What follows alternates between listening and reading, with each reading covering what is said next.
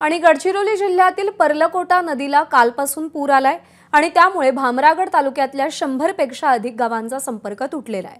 भामरागड शहरातील मुख्य बाजारपेठेत पुराचे पाणी शिरलंय, त्यामुळे गडचिरोली जिल्ह्याला देखील पर्लकोटा नदीच्या पुराचा मोठा फटका बसताना आपल्याला दिसतोय।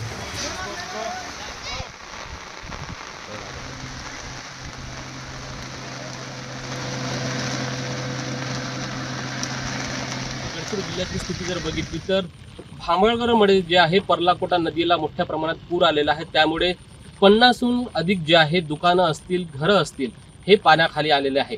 मी सध्या आलापल्ली आणि चंद्रपूर नागपूर या मार्गावर आहे, जिथे काल जे आहे काही मिनिटांआधी जे आहे संपूर्ण मार्ग जो आहे तो बंद होता। मात्र आता पाण्याची पातळी कमी झालेली आहे, त्यामुळे वाहतूक जी आहे या मार्गावरनं सुरू झालेली आहे। मात्र गोसीखुर्द धरणामधनं जे आहे मोठ्या प्रमाणात जे आहे विसर्ग सुरू करण्यात आला आहे, त्यामुळे नदीकाठी असलेल्या गावांना सतर्कतेचा इशारा दिला आहे। तर दुसरीकडे जर बघितले तर आज सकाळपासून जे आहे गडचिरोली जिल्ह्यामध्ये 67.9 मिलीमीटर इतका पाऊस झालेला आहे। सर्वाधिक पाऊस जो आहे भामरागड, गडचिरोली आणि सिरोंचा या 3 तालुक्यांमध्ये पडलेला आहे। त्यामुळेच या भागामध्ये देखील पूर परिस्थिती निर्माण झालेली आहे। मात्र पावसाने वेग जो आहे तो काहीसा मंदावलेला आहे, त्यामुळेच पूर परिस्थिती आता पूर्ववत येण्याची आणि पाण्याच्या पातळीमध्ये जे आहे ते आता कमतरता येत आहे। त्यामुळेच दिलासादायक गडचिरोली जिल्ह्यामध्ये आहे। मात्र गोसीखुर्द धरणामधने जे आहे मोठ्या प्रमाणात विसर्ग करण्यात आला, त्यामुळेच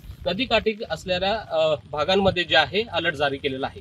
रोमित तोंगलावर, एबीपी माझा, गडचिरोली। एबीपी माझा, उघडा डोळे बघा नीट।